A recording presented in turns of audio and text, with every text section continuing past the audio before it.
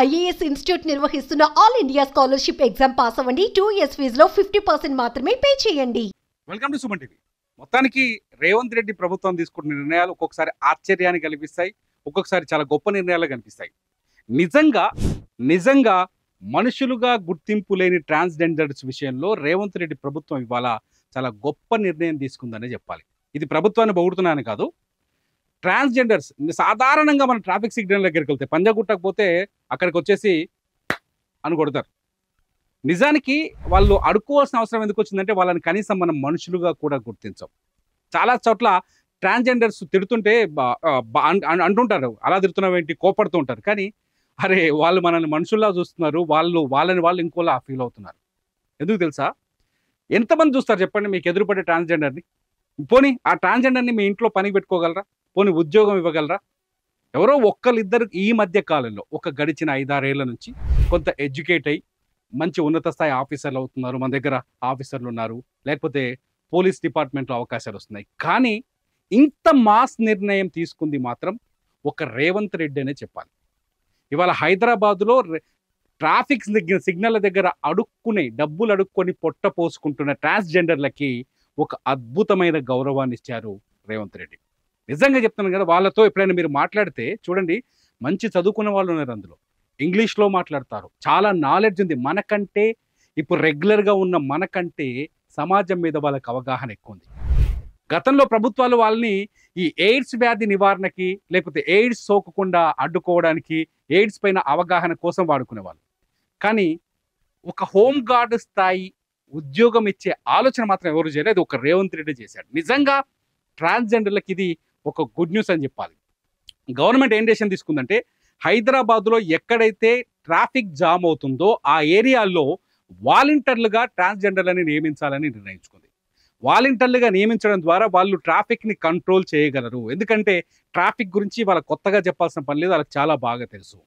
చాలా చోట్ల హోంగార్డులు, పోలీసులు ఉన్నా కూడా ట్రాఫిక్ జామ్ అవుతూనే ఉంటుంది, అక్కడ కంట్రోల్ చేయలేరు. ఒక్కో సిగ్నల్ దగ్గర ఒక్కలో ఇద్దరు పోలీసులు ఉంటారు, వాళ్ళకి పాప నరకం.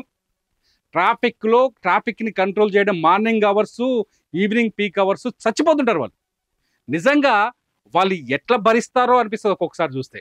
మనమే ఒక సిగ్నల్ దగ్గర ట్రాఫిక్ జామ్ అయితే అది దాటే లోపు హై బీపీ తెచ్చుకుంటాం. అటువంటి పొజిషన్ ఇప్పుడు వాళ్ళు కంట్రోల్ చేయాల్సిన అవసరం ఉంది. వాళ్ళకి అంత మంచి బాధ్యత, నిజంగా చెప్పాలంటే వాళ్ళకి సరిపోయిన బాధ్యత, సరిపడే బాధ్యత. అంతేకాదు వాళ్ళు మనుషులే, మనతో బతుకుతున్న మనుషులే, మనలాంటి మనుషులే అనే ఒక గుర్తింపు చాలా గొప్ప నిర్ణయం. ఇది సమర్థించాల్సిన అవసరం ఉంది.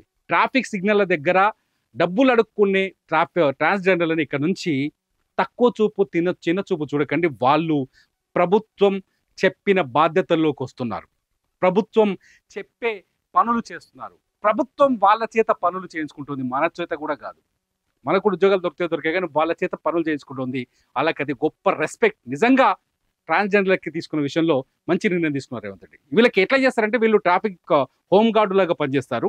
ప్రస్తుతం ఏదైతే హోమ్ గార్డులకి ఎటువంటి రిక్వైర్మెంట్ ఉందో, హోమ్ గార్డులకి ఎటువంటి రూల్స్ ఉన్నాయో వాళ్ళు పనిచేయడానికి డిపార్ట్మెంట్లో పనిచేస్తున్నారు, అవే రూల్స్ ప్రకారం ట్రాన్స్జెండర్లని ట్రాఫిక్ గార్డ్స్గా నియమిస్తారు, వాలంటీర్లుగా నియమిస్తారు.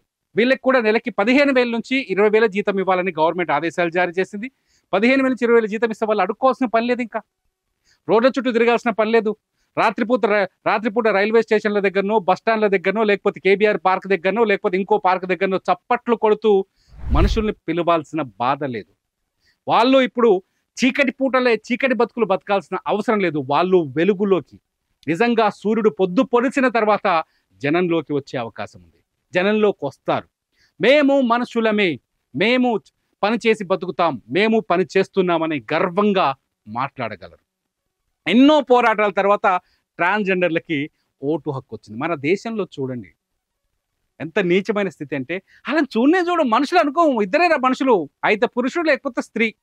మరి దేవుడు వాళ్ళను కూడా పుట్టించాడు కదా, వాళ్ళ పరిస్థితి ఏంది, వాళ్ళకు ఫుడ్ ఏంటి, వాళ్ళు ఎక్కడి నుంచో ఇంట్లో వాళ్ళని అవమానపరచలేక ఇంట్లోంచి బయటకు వచ్చి గుంపులుగా ఏ ఉప్పల్ ఏరియాలోనో, లేకపోతే కూకట్పల్లి ఏరియాలోనో, లేకపోతే ఇంకో చోటనో ఇరుకు గదుల్లో నరకాన్ని అనుభవిస్తూ బతుకుతున్నారు. వాళ్ళ ప్రపంచం చాలా డిఫరెంట్. వాళ్ళ లోకంలోనే వాళ్ళు ఉంటారు, వాళ్ళతోటి వాళ్ళు మాట్లాడుకుంటారు, వాళ్ళతో మన మనుషులు మాట్లాడరు. మన మనుషులు వాళ్ళతో మాట్లాడే వాళ్ళని చూస్తేనే ఈ అని చీదరించుకుంటాం. నో, రెస్పెక్ట్ చేద్దాం. ట్రాన్స్జెండర్లను కూడా మనం గౌరవిద్దాం. వాళ్ళని కూడా మనం మనుషులుగా చూద్దాం. నిజంగా వాళ్ళతో మాట్లాడండి, వాళ్ళని రెస్పెక్ట్ చేయండి, వాళ్ళని గౌరవించండి. అడుక్కున్నారు కాబట్టి, వాళ్ళకి పని ఇవ్వలేదు కాబట్టి అడుక్కున్నారు నిన్నటిదాకా. వాళ్ళకి పనిచ్చే అవకాశం ఇవాళ రేవంత్ రెడ్డి ప్రభుత్వం తీసుకుంది. చాలా గొప్ప నిర్ణయం. రేపు పొద్దున వాళ్ళు చదువుకుంటున్నారు, వాళ్ళు కూడా ట్రాన్స్జెండర్స్ అసోసియేషన్స్ వాళ్ళ ఎడ్యుకేట్ చేయడానికి ట్రై చేస్తున్నాయి. వాళ్ళని పిల్లల్ని చదివించడానికి ప్రయత్నం చేస్తున్నారు. కొత్తగా వచ్చిన వాళ్ళకి చదువు చెప్పించే ప్రయత్నం చేస్తున్నారు. వాళ్ళు కూడా కొంత అభివృద్ధి చెందడానికి ప్రయత్నిస్తున్నారు. అందులో ఇవాళ ప్రభుత్వం తీసుకున్న నిర్ణయం నిజంగా వాళ్ళకి ఒక గొప్ప నిర్ణయం. నిజంగా 20,000 జీతం తక్కువే ఒక రకంగా చూడాలంటే, కానీ వాళ్ళకి గౌరవాన్ని ఇస్తుంది ఈ ఉద్యోగం.